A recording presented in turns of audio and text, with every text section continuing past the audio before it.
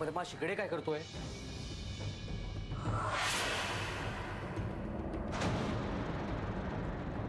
त्याला पोलिसांच्या ताब्यात का नाही दिलेलं तुम्ही?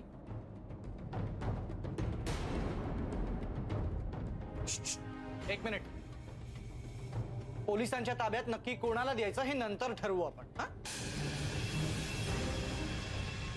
तुम्ही जरा आधी नीट बोलायला शिका. गप्पा बस.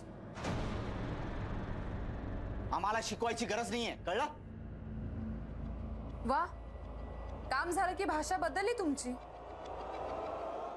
हो, हा आमच्या घरचा प्रश्न आहे, तेव्हा तुम्ही त्यामध्ये न बोललेलं बरं.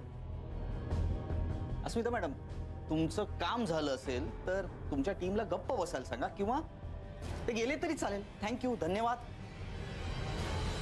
तू कोण यांना जायला सांगणार रे? घर माझं आहे.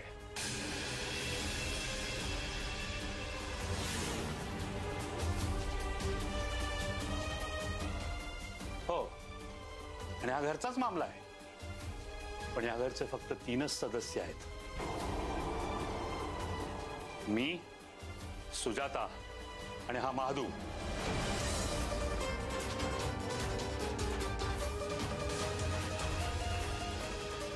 तुम्ही जे केलं नाहीत ना, या महादूने आमच्यासाठी केलं.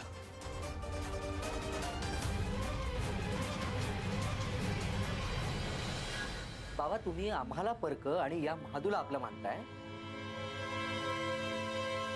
अहो, तुम्हाला मदतीचं नाटक करून फसवलंय याने. अहो, खंडणी मागितली याने आमच्याकडे तुम्हाला सोडण्यासाठी.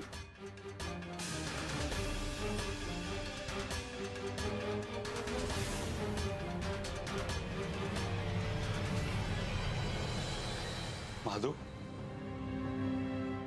तू असं का केलंस? तुमच्यासाठीच मालक.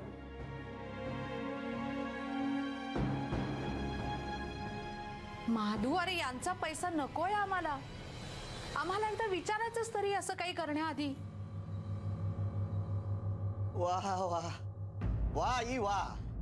म्हणजे आमच्याकडनं पैसे उकळता यावे म्हणून तुम्ही हे.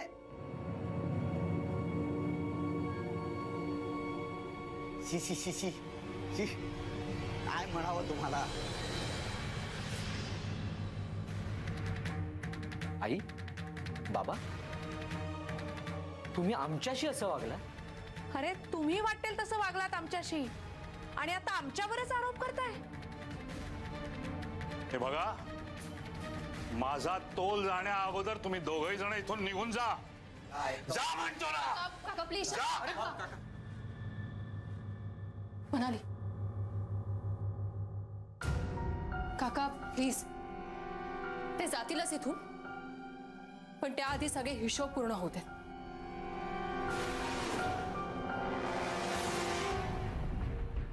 आता तुम्ही काहीही बोलायचं नाही. यापुढे आई बाबांना एकही प्रश्न विचारायचा नाही. आता तुमच्या सगळ्या प्रश्नांची उत्तरं मी देणार आहे. महादू दादाने खंडणी मागितली, पण ती स्वतःसाठी नाही. तुम्ही या घराचे कर्ज न फेडल्यामुळे यांचं हक्काचं घर बँकेने सील केलं. या आठवड्यात हे घर सोडवण्यासाठी पावणे 10 लाख रुपये भरायचे होते आणि हे दादांना माहित होतं, म्हणून त्यांनी पैसे मागितले. वय म्हणजे माझ्या स्वतःसाठी मला एक पण पैसा नको होता. हो, मला हे घर या दोघांना मिळून द्यायचं होतं, आधार द्यायचा होता. म्हणजे खाल्ल्या मिठाला जागायला पाहिजे की नाही माणसानं? पाहिलं, महादू दादा नोकर माणूस जरी असले तरी त्यांनी इमानदारी दाखवली आहे. नाहीतर तुम्ही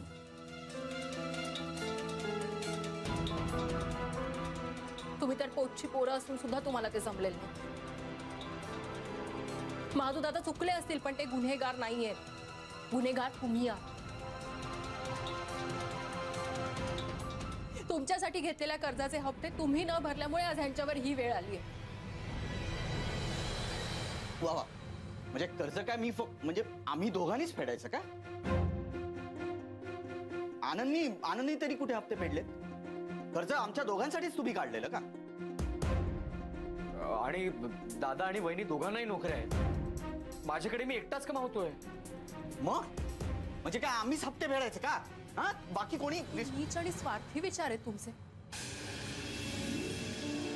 आनंद परदेशात गेला आणि आई वडिलांना विसरून गेला, चूकच आहे ते. पण निदान त्याने तुमच्यासारखा आई वडिलांचा वापर नाही करून घेतला. वापर? आम्ही सांभाळत होतो यांना. अरे सांभाळत तर मी होते. तुझं घर मोलकर्णी सारखी राबून तन्वीचं सगळं बघत होते. आणि मी यशचं सगळं बघत होतो, खस्ता खात होतो, त्याला सांभाळत होतो. पण आता आम्हाला नाही राहायचं तुमच्या घरात. आता आम्ही आमच्या घरात राहणार. बाबा, इथे राहिला तर पोलिसांमध्ये देतील बँकवाले. म्हणजे आपल्या इब्रतीचा प्रश्न आहे शेवटी तो. आता हे बँकेचे हप्ते तुम्ही दोघांनी भरायचे, आणि तेही पुढच्या 2 दिवसात. आनंदने पैसे द्यायचे की नाही, कोणी किती पैसे द्यायचे, हा तुमचा प्रश्न आहे. ते तुम्ही बघायचे. आणि हो, माझ्या फीचे पैसे सुद्धा तुम्हीच द्यायचे. आई बाबांना शोधण्याचे वेगळे वेगळे पैसे चार्ज करणार आहे मी. तुमच्यासारखा हिशोबीपणा मीही केलाय, कारण कुठलीही सवलत देण्याच्या लायकीचेच नाही आहात तुम्ही.